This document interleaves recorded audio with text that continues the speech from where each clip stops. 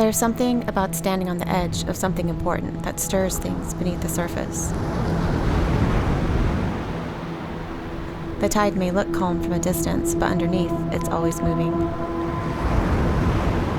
When something meaningful is on the horizon, there's often a lot more happening beneath that calm.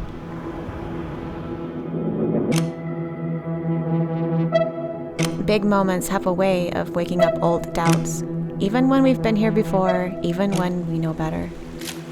And lately, I've found one of those familiar insecurities resurfacing, one that I thought I had long outgrown.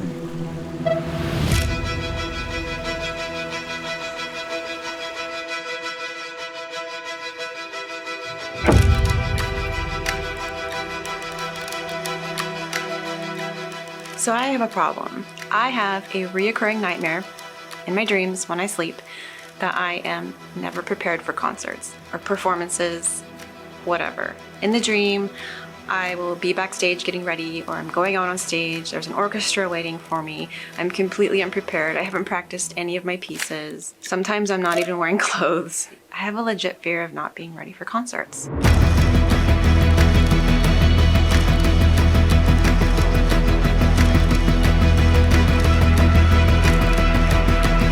Every time I have an upcoming performance, I start to stress. Practicing and practicing again is the thing that helps me not feel as anxious. It just helps me feel prepared.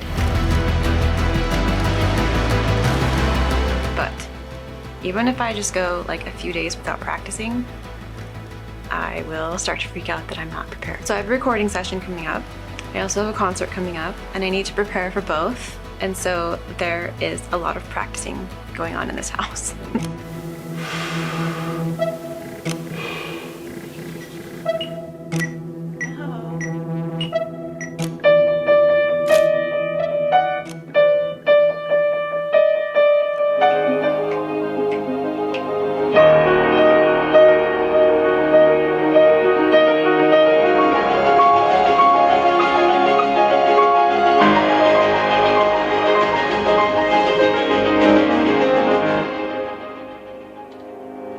Usually when I create an album, I record alone in my home studio, with space to experiment and make my mistakes quietly.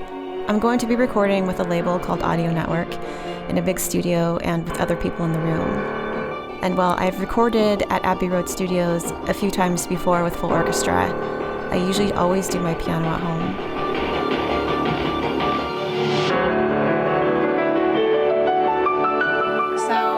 Do you remember when I was saying the other night I woke up and I had my reoccurring dreams, which are quite often I have a concert and I'm not prepared. So one of those dreams was I had to perform my college piano concerto with an orchestra, which I have not played in 20 years.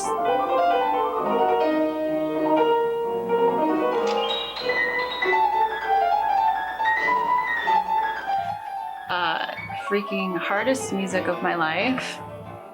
But I just wanted to see if I could play it today because now I'm curious. I also love how all over the sheet music I have so many notes to relax. Relax, you're the soloist. Relax. I used to draw all over my music. So you have to play and land on a target. Oh my gosh. Well,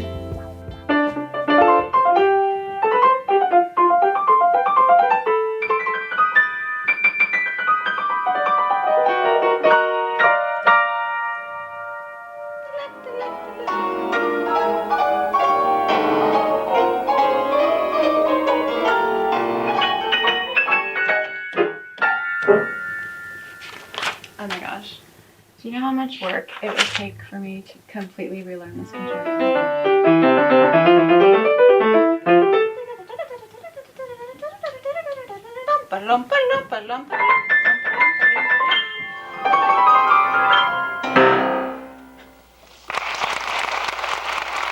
I spent years in the classical world. I worked incredibly hard.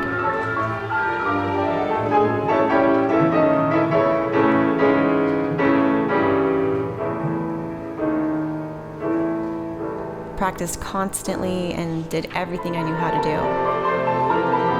and still I often felt like I didn't quite belong in that world.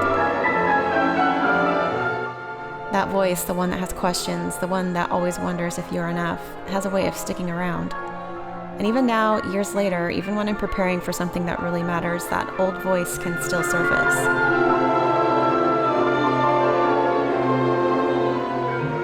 Every once in a while, something happens that stops me in my tracks.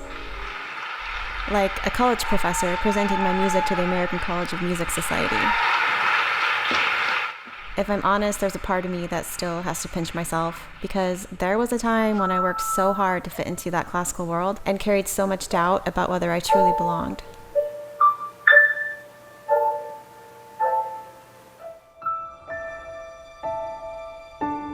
And even though those insecurities still surface, to see my work discussed, studied, and shared in that space feels like a quiet kind of reckoning. Not because the doubts were wrong, but because the story kept going.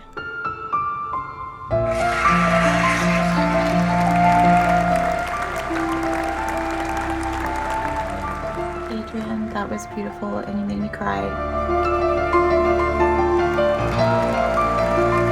Sometimes growth isn't about outgrowing our insecurities, but learning to hold them while still letting ourselves receive moments like this. Moments like that don't erase doubt, but they do offer perspective.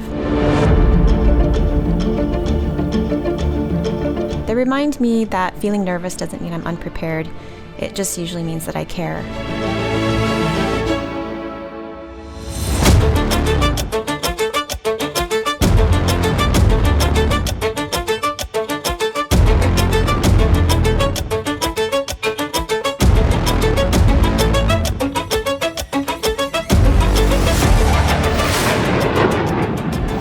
My mom flew in from Idaho to help us out, and I'm so grateful to her.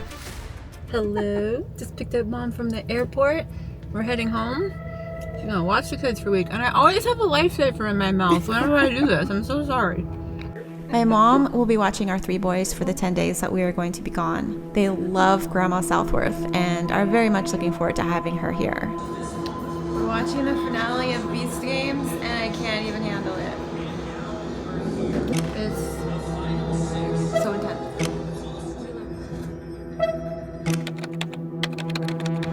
Well, we're on our way to London. I really hope all of my preparations were enough, because either way, we are on our way. Will is coming with me to work as well, as he will be filming everything. And hopefully I won't have any more reoccurring nightmares on this trip.